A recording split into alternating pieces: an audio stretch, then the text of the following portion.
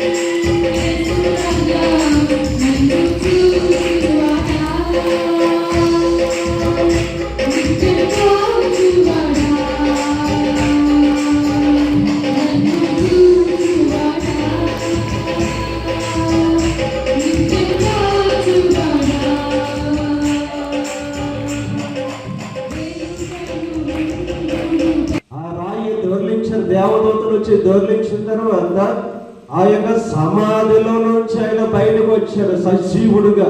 Praise the lord.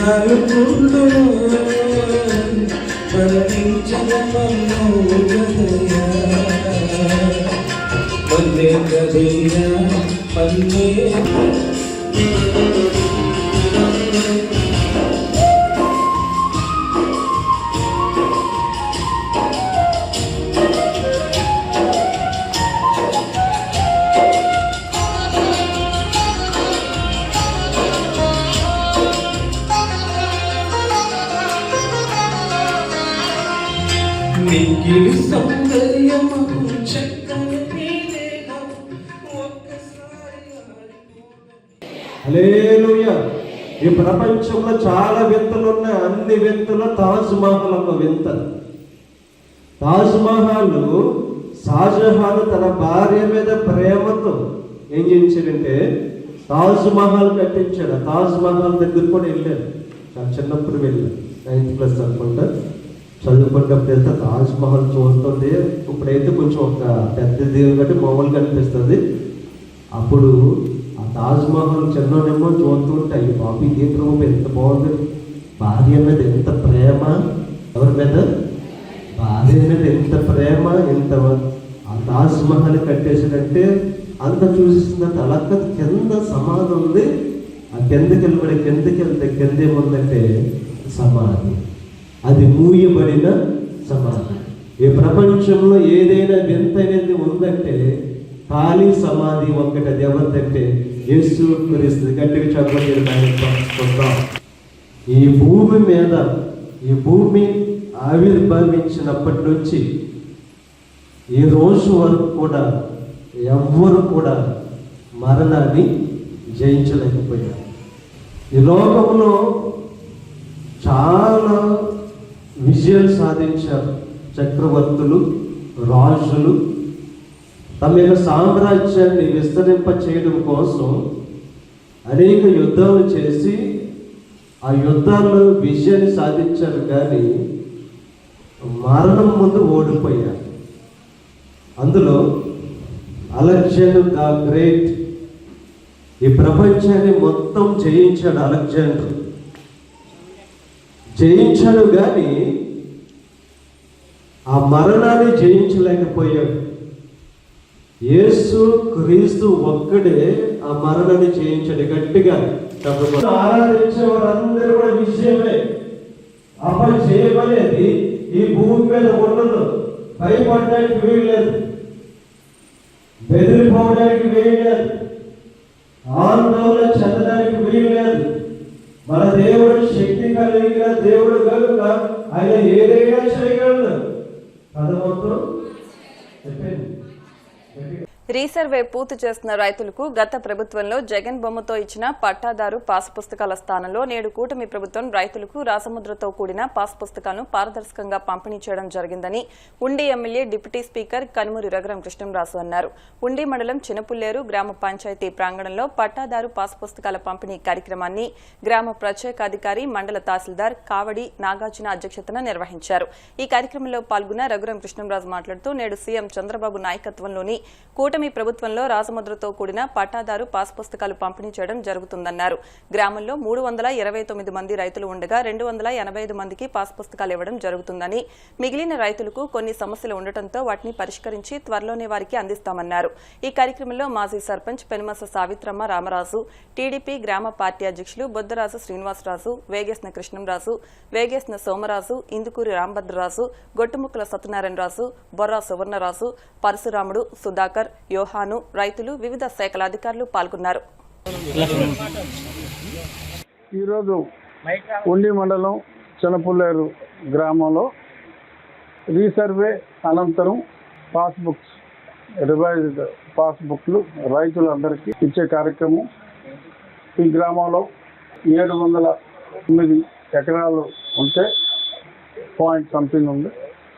అది resurvey అనంతరం 707 ఎకరాల 72 సెంట్లుగా లెక్క వేయటం జరిగింది. అందరికీ కొత్తగా ఇప్పుడు పాస్ పుస్తకాలు ఇవ్వటం జరుగుతుంది.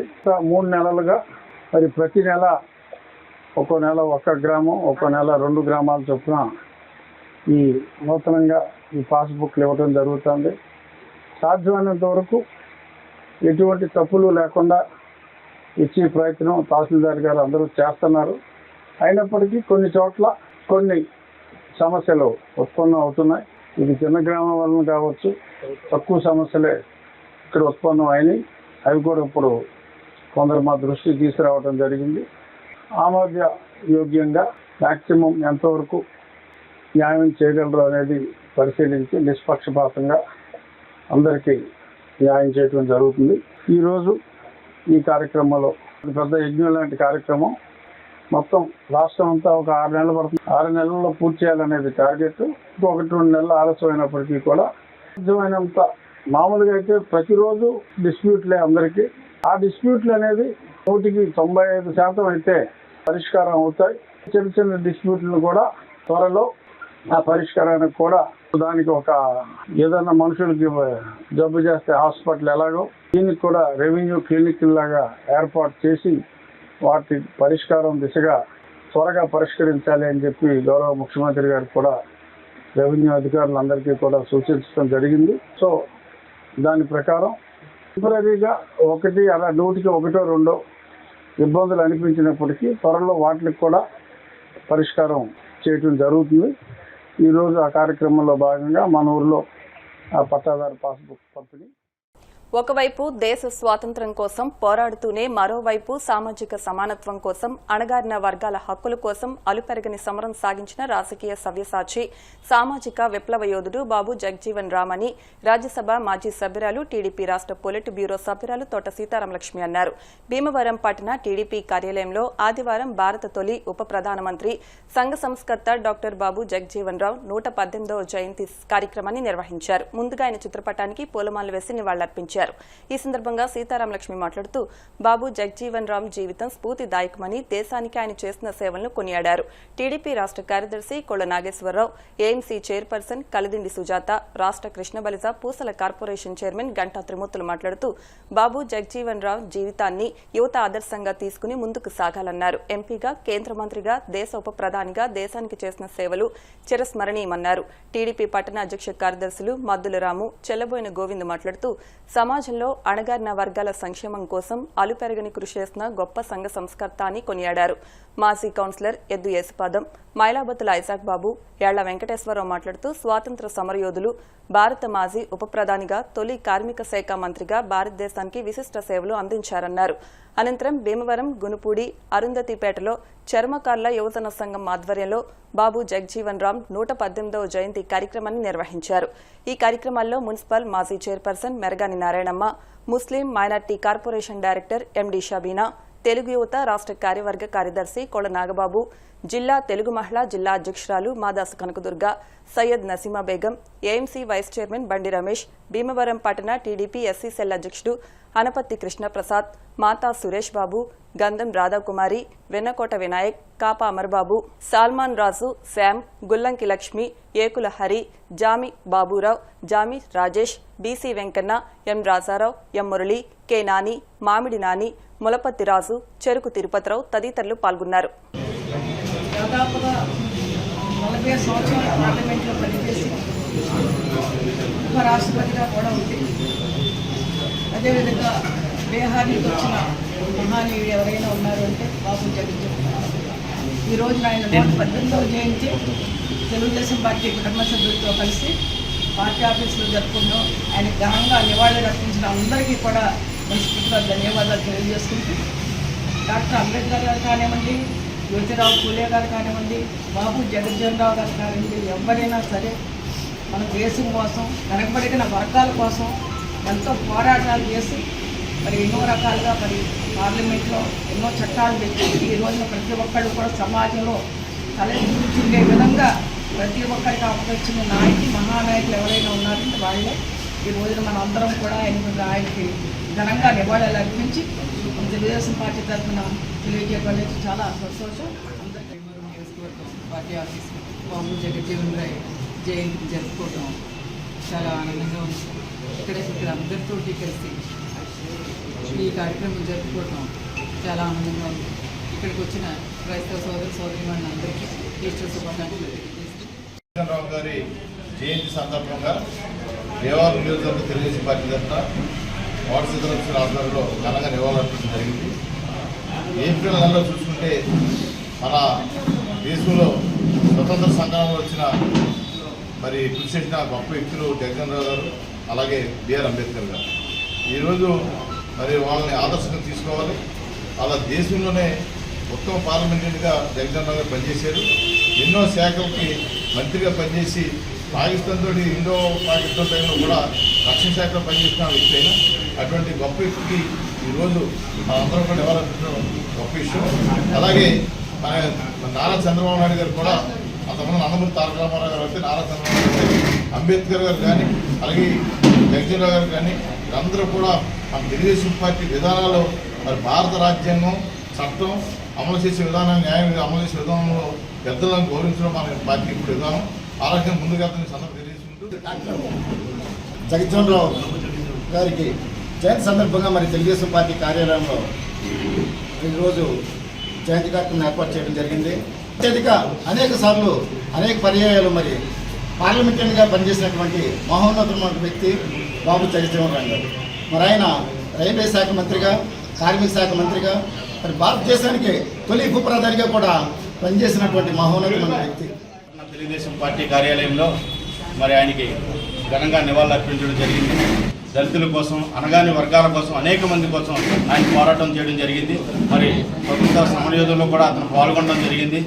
మరి ఆయన ఆశయాలను మరింతగా ముందుకు తీసుకెళ్లాలని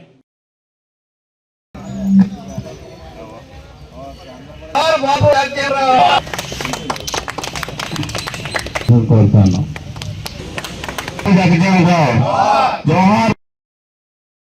మరి ఆ కృషిని మనందరం కూడా గుర్తుపెట్టుకోవాలి.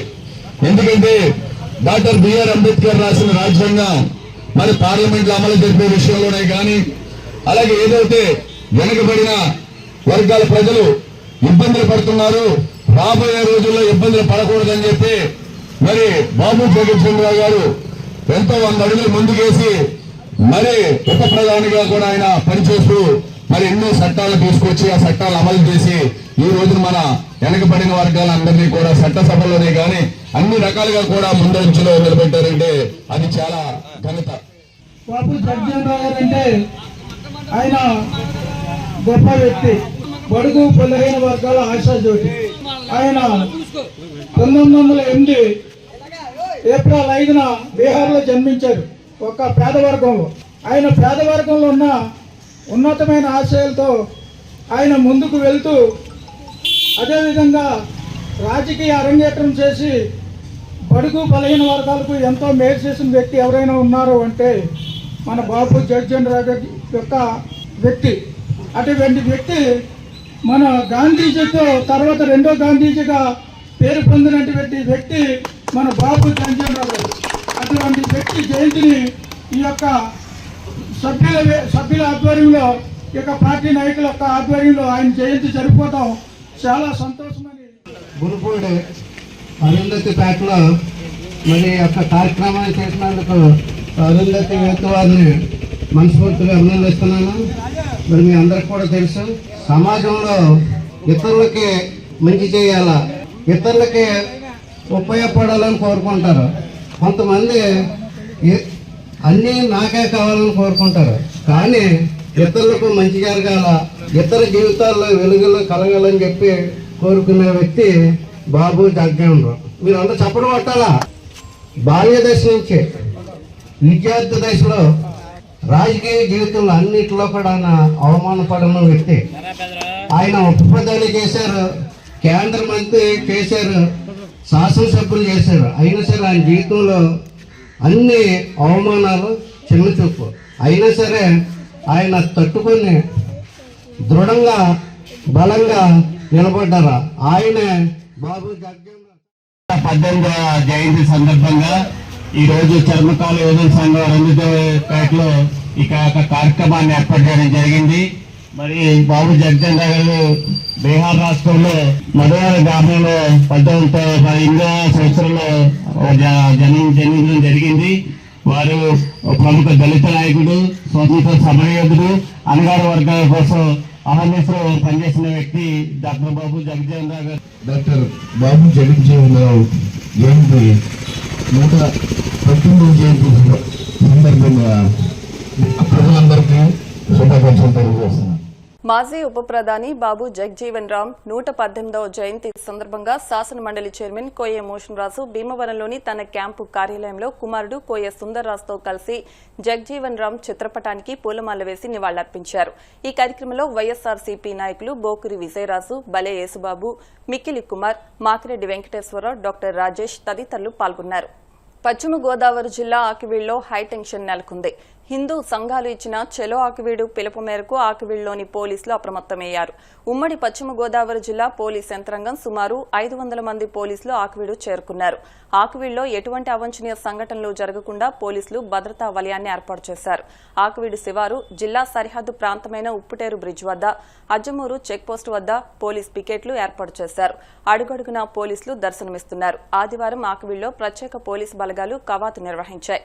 భీమవరం డీఎస్పీ రఘువీర్ విష్ణు ఆధ్వర్యంలో ప్రత్యేక భద్రతా ఏర్పాట్లు చేశారు. ఇతర వ్యక్తులను ఆకివీడులో చొరబడనీయకుండా ప్రత్యేక నిఘా ఏర్పాటు చేశారు. చలో ఆకివీడు కార్యక్రమంలో పాల్గొనేందుకు ఏలూరు జిల్లా నుంచి వచ్చిన బజరంగ దళ్ నాయకులను పోలీసులు అదుపులోకి తీసుకున్నారు. ఆకివీడులోని ఎస్ టర్నింగ్ వద్ద జై శ్రీరామ్ అంటూ నినాదాలు చేసిన బజరంగ దళ్ జిల్లా అధ్యక్షుడు రామనపూడి శివప్రసాద్, రాజ్నాల రామ్మోహన్ రావుతో పాటు పలువురిని ఆకివీడు ఎస్ఐ హనుమంతు, నాగరాజు అదుపులోకి తీసుకుని పోలీస్ స్టేషన్కు తరలించారు.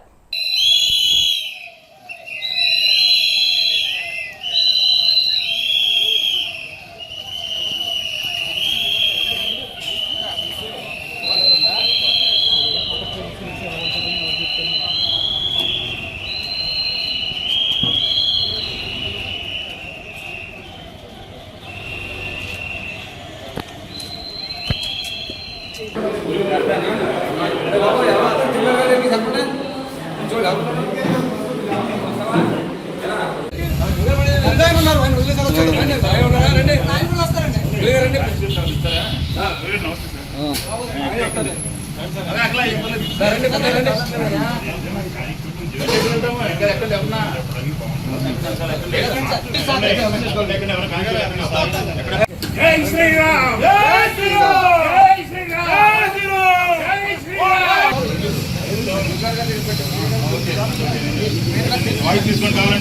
ఈరోజు హిందూ సంఘాల ఓకే, ధన్యవాదాలు అందరికీ, హిందూ బంధువులందరికీ ధన్యవాదాలు.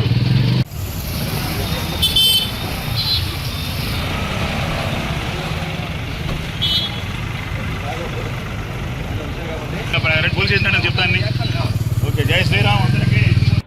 ఆకివీడు మండల ప్రజలందరికీ నమస్కారం. ఆకివీడులో రామాలయం దగ్గర ఏదో ఉద్రిక్త పరిస్థితులు నెలకొన్నాయన్న దీంతో చాలామంది చెలో ఆకివీడిని ఒక పిలుపునిచ్చారు.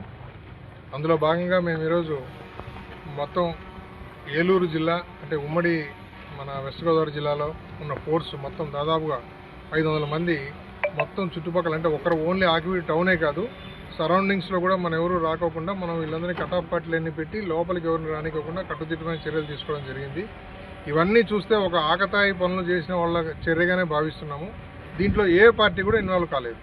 దయచేసి గుర్తుపెట్టుకోండి, ఏ పార్టీ కూడా దీనికి పిలిపించి ముందుకు రాలేదు. మీకు వాట్సాప్లో వస్తున్నటువంటి మెసేజ్లు ఇవన్నీ కూడా ఎవరికి వాడు క్రియేట్ చేసి వాళ్ళు వస్తున్నారు వీళ్ళు వస్తున్నారు అని చెప్పారు.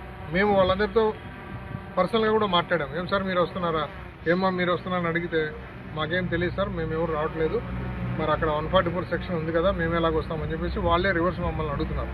సో కాబట్టి దయచేసి ఇక్కడ ఆకివీడు మండలం మొత్తము 144 సెక్షన్ ఇంప్లిమెంటేషన్లో ఉంది. At the same time 30 police act కూడా ఇక్కడ ఇంప్లిమెంట్ చేస్తున్నాము.